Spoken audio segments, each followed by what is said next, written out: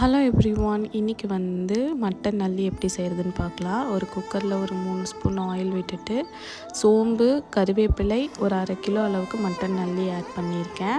என்னென்ன மசாலாஸ் ஆட் பண்ணேன் அப்படிங்கிறத வந்து ஸ்க்ரீனில் கொடுத்துருக்கேன். அந்த மசாலாஸ்லாம் ஆட் பண்ணிவிட்டு சின்ன சொம்பில் வந்து ஒரு சொம்பு அளவுக்கு தண்ணி ஊற்றி ஒரு 6 விசில் வந்து விட்டு எடுத்துக்கலாம்.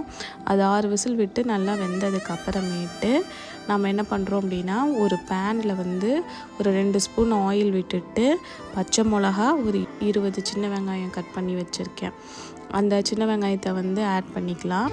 ஆட் பண்ணிவிட்டு ஒரு 1/2 ஸ்பூன் அளவுக்கு வந்து இஞ்சி பூண்டு பேஸ்ட் ஆட் பண்ணிவிட்டு ஒரு ஸ்பூன் வந்து கறி மசாலா வந்து ஆட் பண்ணியிருக்கேன்.